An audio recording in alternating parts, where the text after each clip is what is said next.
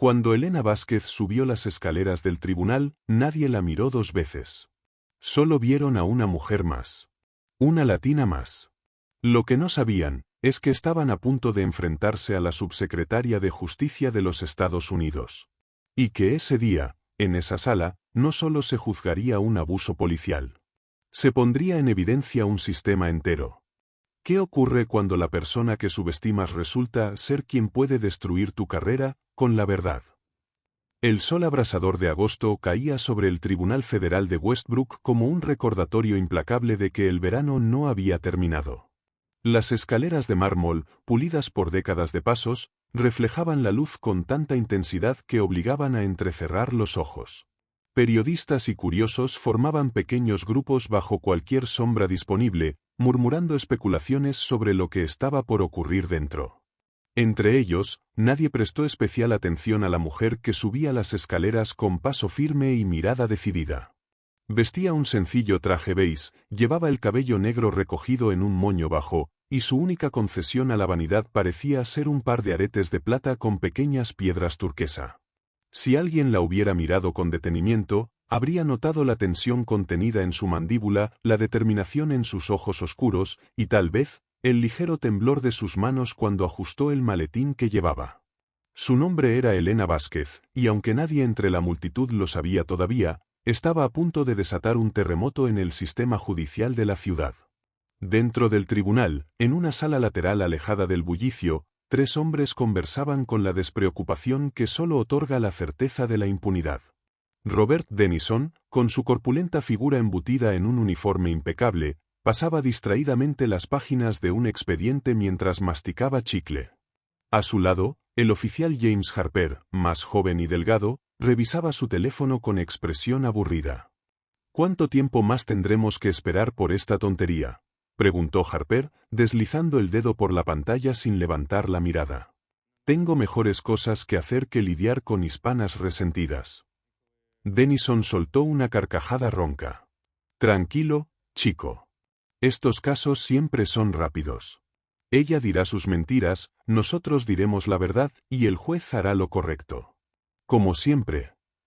El tercer hombre, el fiscal adjunto Mitchell Graham, frunció el ceño mientras revisaba sus notas. No compartía la confianza desmedida de los oficiales, pero tampoco mostraba preocupación real.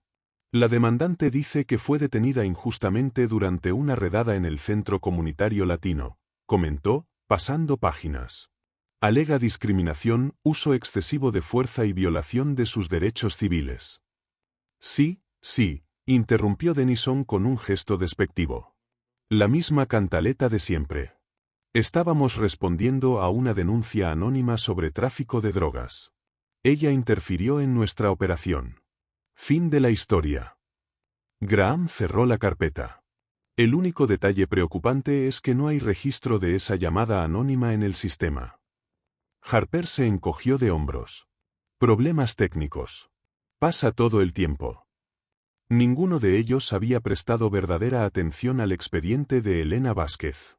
Si lo hubieran hecho, quizás habrían notado detalles que ahora pasaban desapercibidos: su doctorado en Derecho Constitucional por Yale, su experiencia como asesora de la Corte Suprema, o su reciente nombramiento como subsecretaria de Justicia para Derechos Civiles. Para ellos, era simplemente otra mujer latina quejándose que pronto aprenderían a poner en su lugar. El reloj marcaba las 10 de la mañana cuando la jueza Marianne Powell entró en la sala. Alta, de cabello entrecano y mirada penetrante, tenía fama de ser estricta pero justa. El público se puso de pie en respetuoso silencio mientras ella tomaba su lugar. Elena se sentó junto a su abogado, un hombre mayor llamado Samuel Goldstein, conocido por su brillantez y su inquebrantable sentido de la justicia. Caso número 327, Elena Vázquez contra el Departamento de Policía de Westbrook, anunció el secretario. Por presunta detención ilegal, abuso de autoridad y violación de derechos civiles. La jueza Powell ajustó sus gafas y revisó los documentos frente a ella. Procedamos con las declaraciones iniciales.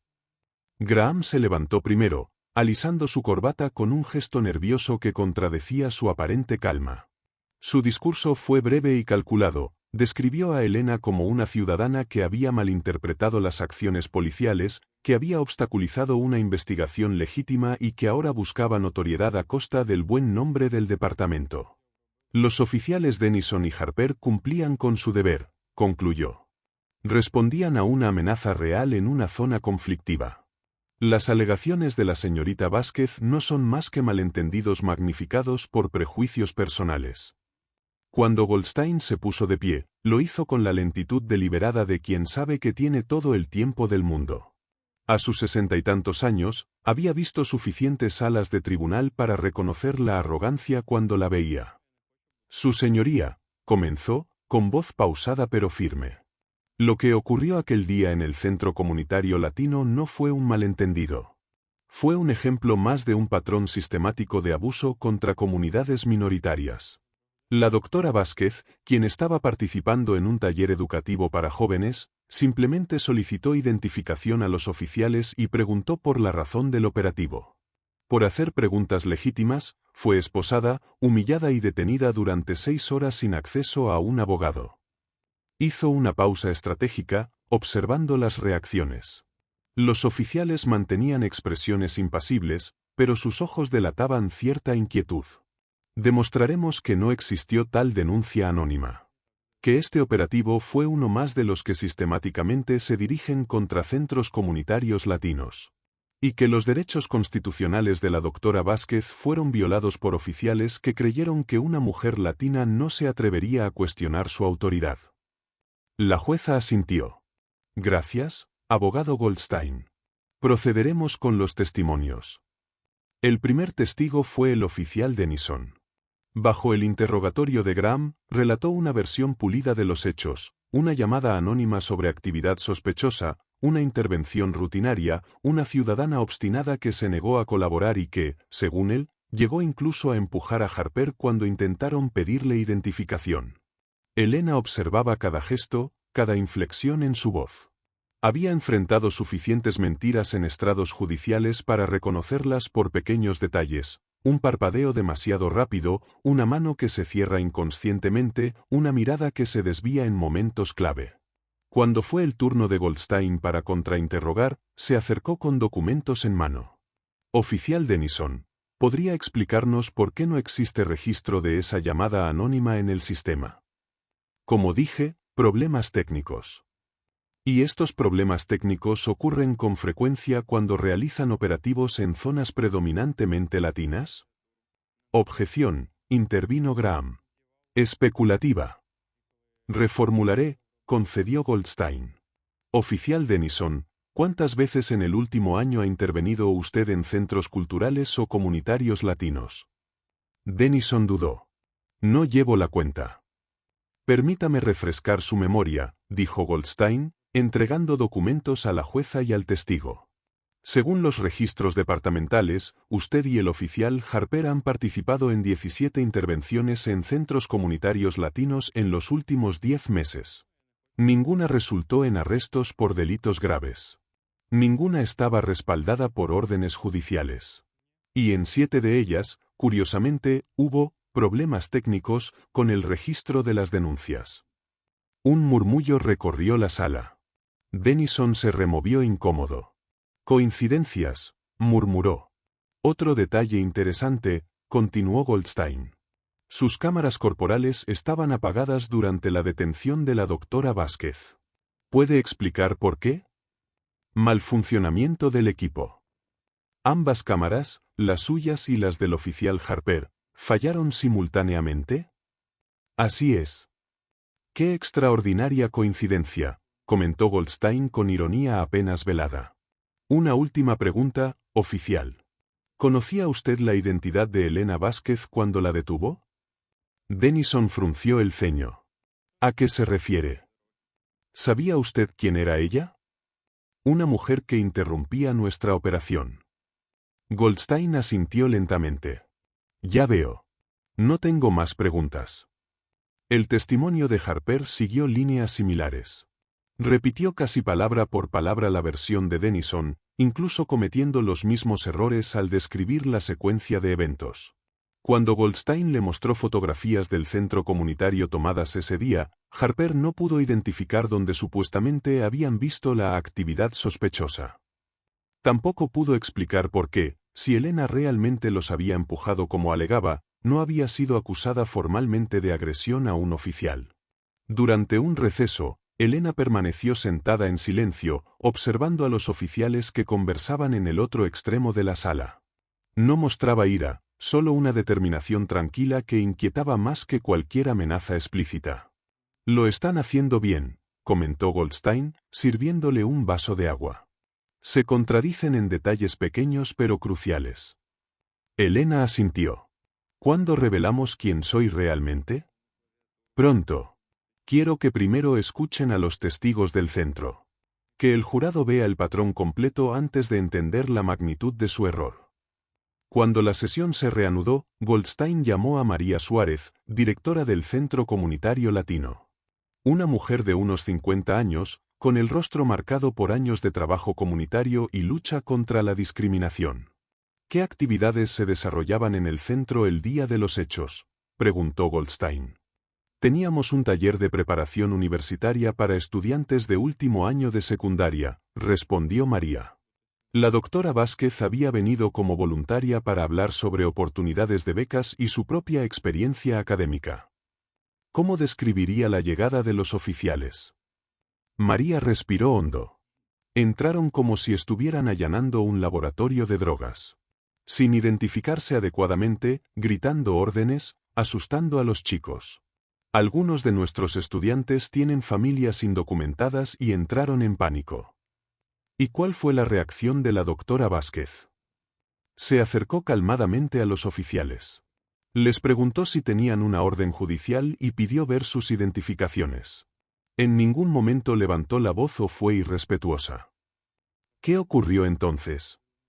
El oficial más grande, señaló a Denison, le dijo que se callara y no se metiera. Cuando ella insistió en saber la razón del operativo, el otro oficial la agarró del brazo. Ella simplemente se soltó, sin empujar ni agredir. Fue entonces cuando la esposaron y la sacaron a empujones. El testimonio de María fue seguido por el de 3 estudiantes que presenciaron los hechos. Sus relatos coincidían en lo esencial: una intervención agresiva e injustificada, una mujer que intentó mediar pacíficamente, y una detención violenta que pareció motivada más por el ego herido de los oficiales que por cualquier violación real de la ley. Graham intentó desacreditar estos testimonios sugiriendo que los testigos habían sido preparados, pero las diferencias naturales en sus perspectivas reforzaban su credibilidad en lugar de disminuirla. Entonces, en un movimiento inesperado, Goldstein solicitó mostrar un vídeo. Su señoría, uno de los estudiantes grabó parcialmente los hechos con su teléfono. El vídeo fue confiscado por los oficiales, pero afortunadamente había sido transmitido en vivo a través de redes sociales y pudimos recuperarlo. La jueza Powell consideró la solicitud y finalmente asintió. «Proceda». Las luces se atenuaron y una pantalla descendió desde el techo. El vídeo, aunque de calidad mediocre, mostraba claramente a Elena hablando con los oficiales. Su lenguaje corporal era calmado, profesional. No había señales del comportamiento agresivo que habían descrito los policías. Cuando Harper la sujetó del brazo, ella simplemente dio un paso atrás, sin empujar. Fue entonces cuando Denison la agarró bruscamente, la giró contra la pared y la esposó mientras Harper mantenía alejados a los estudiantes que protestaban. El vídeo terminó abruptamente, pero su impacto permaneció en la sala como un eco. La jueza frunció el ceño, visiblemente perturbada por la discrepancia entre lo que acababa de ver y el testimonio de los oficiales. «Este vídeo contradice directamente su declaración, oficiales», dijo, mirándolos con severidad. «¿Tienen alguna explicación?» Denison carraspeó. «El vídeo no muestra lo que ocurrió antes, su señoría. Ella ya había sido advertida varias veces. El vídeo muestra claramente que ella no los empujó, como ustedes alegaron bajo juramento», respondió la jueza. Un silencio incómodo se apoderó de la sala. Graham intercambió miradas nerviosas con los oficiales. La estrategia se desmoronaba ante sus ojos. Fue entonces cuando Goldstein dio el golpe definitivo. Su señoría, me gustaría llamar nuevamente al estrado a mi cliente, la doctora Elena Vázquez. Elena caminó con la misma serenidad del primer día. Tras jurar decir la verdad, se sentó con la espalda recta y la mirada clara. Doctora Vázquez, comenzó Goldstein, ¿podría decirle al tribunal cuál es su ocupación actual? Elena asintió levemente. Soy la subsecretaria de Justicia para Derechos Civiles del Gobierno Federal. La revelación cayó como una bomba. Los murmullos se extendieron por toda la sala. La jueza tuvo que golpear con el mazo varias veces para restablecer el orden. Denison y Harper habían palidecido visiblemente. ¿Podría explicar brevemente cuáles son sus responsabilidades en ese cargo?, continuó Goldstein. Superviso la aplicación de leyes federales contra la discriminación y violaciones de derechos civiles. Mi equipo investiga patrones sistemáticos de abuso por parte de cuerpos policiales en todo el país. ¿Y qué hacía en el centro comunitario latino aquel día? Había venido a mi ciudad natal para visitar a mi familia y ofrecí una charla voluntaria sobre oportunidades educativas. Crecí en este barrio. Muchos de esos chicos enfrentan los mismos obstáculos que yo enfrenté. Cuando los oficiales entraron, ¿cuál fue su primera preocupación? La seguridad de los estudiantes. Muchos son hijos de inmigrantes y tienen un miedo comprensible a las autoridades. Quería asegurarme de que el operativo fuera legal y que se respetaran sus derechos. ¿Les informó a los oficiales sobre su cargo? Intenté hacerlo. Cuando me acerqué, me identifiqué como abogada y comencé a explicar mi posición.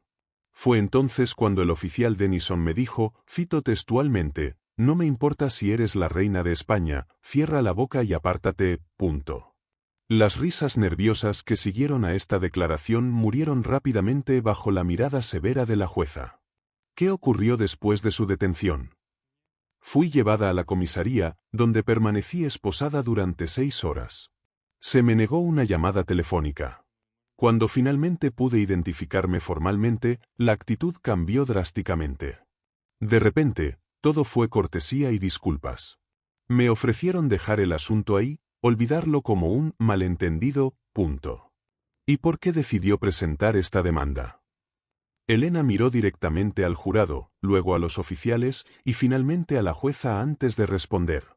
Porque tengo el privilegio de poder hacerlo. Porque por cada persona como yo, con recursos y conocimientos para defenderse, hay miles que no pueden. Porque si esto me ocurrió a mí, una funcionaria federal con doctorado en Derecho, ¿qué les ocurre a quienes no tienen mi educación, mis contactos o mi posición? Esta demanda no es por mí. Es por cada persona que ha sido silenciada, humillada o abusada por quienes deberían protegerla.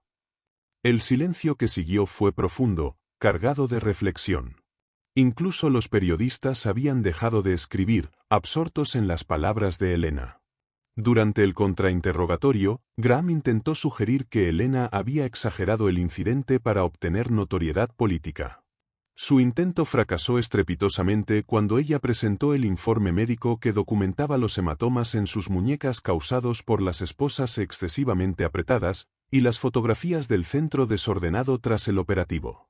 Al final del día, la defensa de los oficiales se había convertido en ruinas.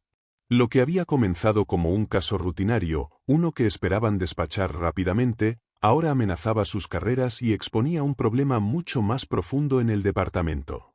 Durante el receso final, antes de los alegatos de cierre, Graham se acercó a Goldstein en un pasillo vacío. «Sam», dijo en voz baja, «¿podemos hablar de un acuerdo?»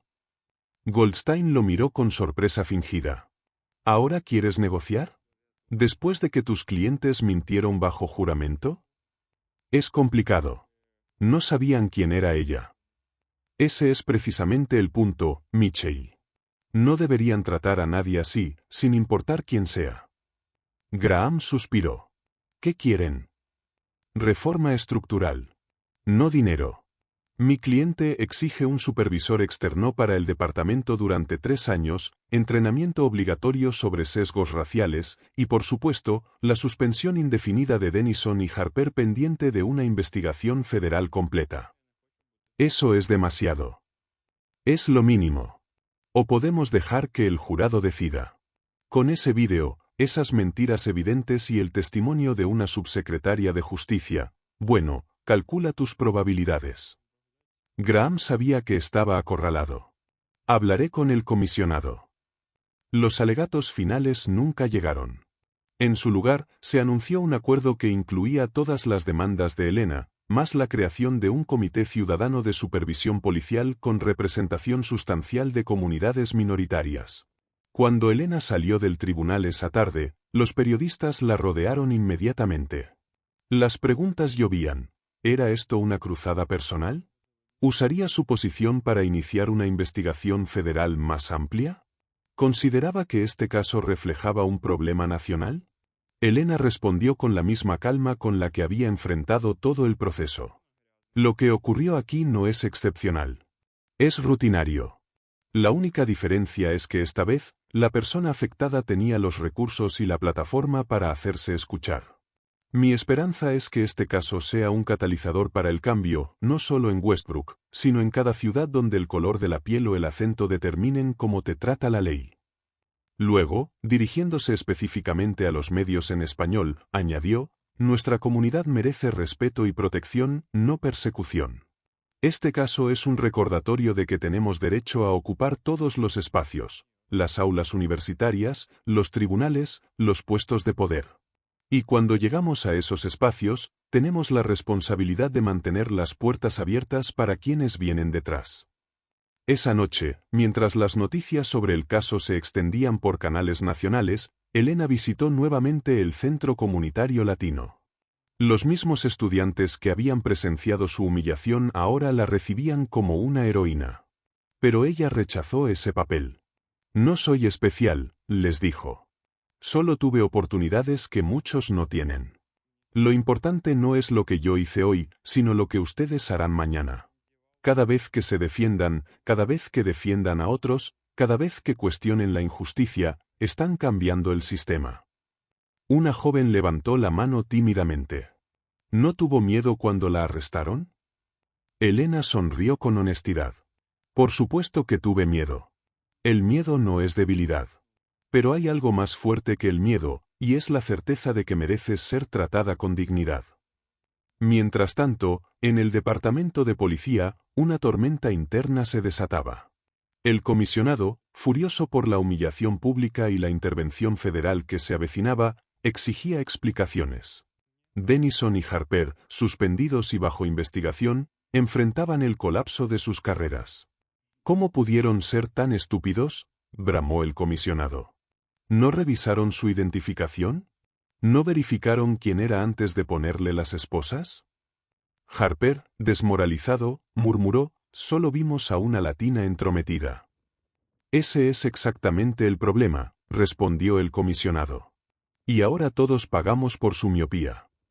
Las semanas siguientes vieron cambios sísmicos en Westbrook. La historia de Elena había tocado un nervio nacional. Otros departamentos policiales, temiendo ser los próximos en la mira, comenzaron a implementar reformas preventivas. Comunidades que durante años habían sufrido en silencio encontraron una voz y un símbolo en aquella mujer que no había tenido miedo de enfrentarse al sistema. 6 meses después, Elena regresó a Westbrook para la inauguración del nuevo programa de supervisión ciudadana. El auditorio estaba lleno, residentes locales, activistas, oficiales de policía reformistas, estudiantes del centro comunitario. Entre ellos, sorprendentemente, estaba el oficial Denison. Después de la ceremonia, se acercó a Elena, visiblemente incómodo pero determinado. Subsecretaria Vázquez, dijo con voz ronca. Sé que probablemente no quiera hablar conmigo, pero necesitaba decirle algo. Elena lo observó con cautela pero sin hostilidad. Lo escucho. He tenido mucho tiempo para reflexionar estos meses. Sobre mis acciones, sobre mis prejuicios. No hay excusa para lo que hice. Pero quiero que sepa que estoy intentando cambiar. Estoy trabajando con grupos comunitarios, aprendiendo sobre mi propio racismo. No para recuperar mi placa, sino porque es lo correcto. Elena asintió lentamente. El cambio real es difícil, oficial Denison. Requiere más que palabras o buenas intenciones. Requiere acción constante y autocrítica honesta.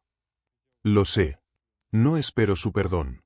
Solo quería que supiera que su valentía no solo expuso la injusticia. También creó una oportunidad para el cambio, incluso en alguien tan obstinado como yo. Mientras lo veía alejarse, Elena reflexionó sobre el poder transformador de la responsabilidad. No se trataba de castigo o venganza, sino de crear sistemas donde la dignidad de cada persona fuera inviolable, donde el poder se ejerciera con justicia y donde quienes abusaran de él enfrentaran consecuencias reales. Esa noche, en una cena con los estudiantes del centro, Elena les contó sobre sus propios obstáculos, sobre las veces que había sido subestimada, ignorada o menospreciada por su origen. Pero también les habló de aliados inesperados, de puertas que se abrieron gracias a mentores que vieron su potencial, y de la importancia de tender la mano a quienes venían detrás. Nuestra lucha no es solo legal o política, les dijo. Es cultural y personal. Cuando ocupamos espacios que históricamente nos han sido negados, cambiamos la narrativa sobre quién pertenece a esos espacios. Cuando nos defendemos, no solo protegemos nuestros derechos, sino los de todos. Un año después del incidente, Westbrook había cambiado. El Departamento de Policía, bajo nueva dirección y estricta supervisión federal, mostraba signos prometedores de reforma. El Centro Comunitario Latino había crecido, convirtiéndose en un hub de organización y educación cívica. Y Elena, desde su posición en Washington, seguía impulsando cambios sistémicos, usando la historia de Westbrook como ejemplo de lo que era posible cuando la comunidad se unía para exigir justicia. La lección era clara y poderosa: el respeto no se mendiga, se exige. Y a veces, esa exigencia viene de quienes menos esperamos, en momentos que no anticipamos, cambiando el curso de instituciones enteras y recordándonos que la justicia, aunque imperfecta y lenta, sigue siendo posible cuando hay quienes se atreven a reclamar su lugar en la mesa. Porque Elena Vázquez no solo había luchado por su dignidad personal. Había luchado por cada persona cuya voz había sido silenciada, cuya humanidad había sido negada, y cuyo valor había sido cuestionado por aquellos que confundían el uniforme con impunidad. Y en esa lucha, había recordado a todos una verdad fundamental: que la justicia no es un privilegio a conceder, sino un derecho a garantizar.